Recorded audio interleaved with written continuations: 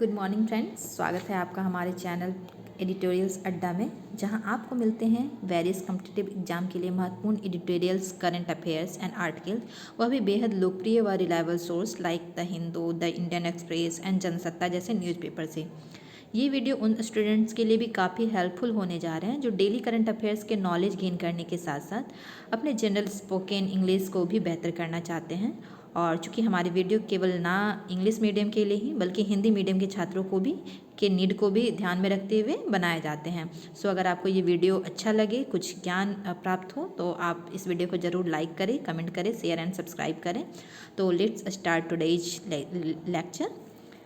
तो आज का टॉपिक है कि चीफ जस्टिस ऑफ इंडिया हमारी कहती है, उनका वक्तव्य है कि चीफ जस्टिस ऑफ इंडिया हमारे कहते हैं कि I have to form bench to hear plea against collegium system.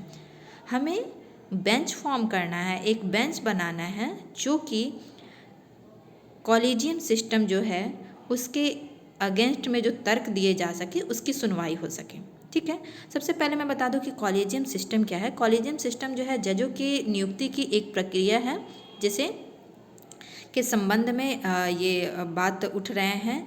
और इसके पहले 2015 में एक 99th अमेंडमेंट एक्ट जो आया था जिसके थ्रू NJAC की फॉर्मेशन की गई थी जजों की नियुक्ति के लिए, ताकि इसमें पारदर्शिता को बनाया जा सके, लेकिन उसे नल एंड वॉइड कर दिया गया था, इसलिए ये मैटर उठा है।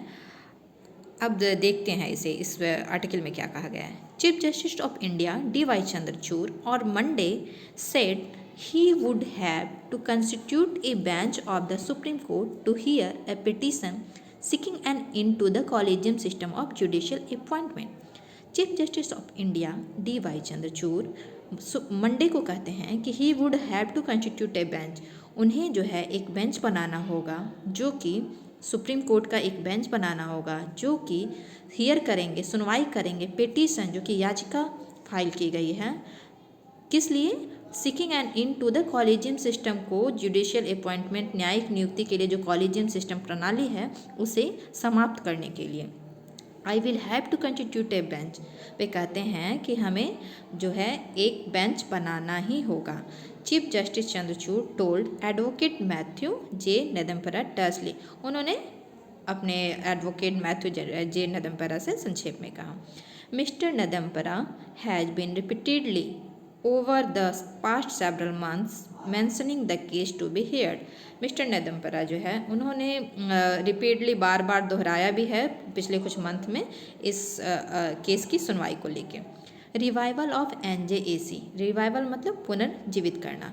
NJAC national judicial appointment commission, इसको जो है फिर से पुनर्जीवित करने की बात हो रही है। द पिटीशन 6, पिटीशन याचिकाकर्ता याचिका जो है पिटीशन जो है उसमें मांग की गई है the revival of national judicial appointment commission NJAC के रिवाइवल के लिए मांग की गई है, विच ब्रीफली, जो कि संक्षेप रूप से give the government an equal role along with the judiciary in the appointment of जज टू द कॉन्स्टिट्यूशनल कोर्ट। हमारे जो संवैधानिक जो न्यायालय है उसमें जजों की जो नियुक्ति होती है उसमें ना केवल जुडिशरी बल्कि हमारी सरकार के भी इक्वल रोल की बात इसमें NJAC में की गई है। परंतु before it was struck down by the Supreme Court in 2015, लेकिन 2015 में जो है इस जो NJAC की जो चर्चा हुई थी उसे जो है सुप्रीम कोर्ट के द्वारा रद्द कर दिया गया था, स्ट्रक डाउन कर दिया गया था। Petition was filed early last year amidst the verbal attack by the then law minister Kiran Rijiju on the collegium system calling it ओपाक्यू।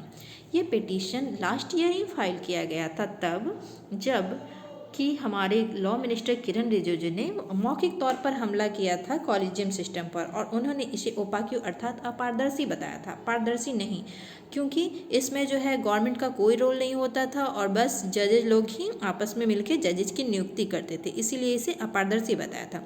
It said the constitution bench judgement of October 2015 had thwarted the will of the people.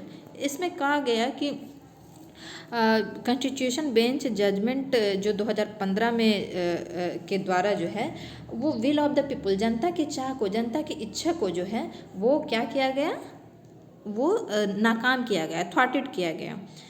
किस तरह से? Bye striking down the 99th constitutional amendment act which introduce the NJAC mechanism. किस प्रकार से 99th constitutional amendment act जो है 99वां संविधान संशोधन के द्वारा जो NJAC की मेकानिज्म की स्थापना की जो बात की गई थी उसे रद्द कर गए।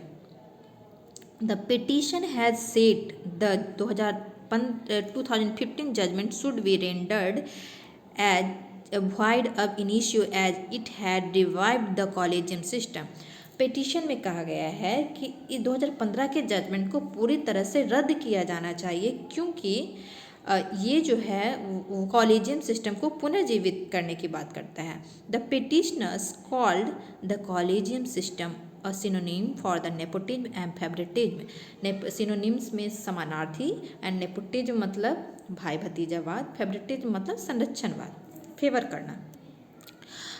तो इसमें वही कहा जा रहा है कि पिटिशनर ने इस कॉलेजियम व्यवस्था को, जिसमें कि जजेज ही जजेज की नियुक्ति करते हैं, इसमें गवर्नमेंट का कोई रोल नहीं होता है, इसे जो है एक तरह से भाई भतीजावाद और संरक्षणवाद, फेवर करना को का जो है समानार्थी कहा है। तो ये रहा आज का आर्टिकल। आप बताएंगे कि आपको ये आर्टिकल कैसा लगा, और मैं एक क्वेश्चन पूछना चाहूँगी इस आर्टिकल से रिलेटेड। आपको कमेंट बॉक्स में जवाब देना है कि हमारे चीफ जस्टिस ऑफ इंडिया कौन है। दूसरा प्रश्न ये है कि कॉलेजियम सिस्टम क्या है, बस एक लाइन में बताना है कि कॉलेजियम सिस्टम क्या है, क्या कैसे मैकेनिज्म है। तो ये रहा आज का वीडियो। आप को अगर किसी भी तरह का सुझाव अगर चाहते हैं या फिर और भी किसी तरह के वीडियो चाहते हैं तो काइंडली आप कमेंट्स में ज़रूर मैसेज करेंगे। तो आज के लिए इनफ है, फिर कल मिलते हैं एक नए वीडियो लेक्चर के साथ। तब तक के लिए keep watching, keep listening, keep supporting to editorial Adda. और हाँ, स्वस्थ रहें, मस्त रहें। जय हिंद, जय भारत।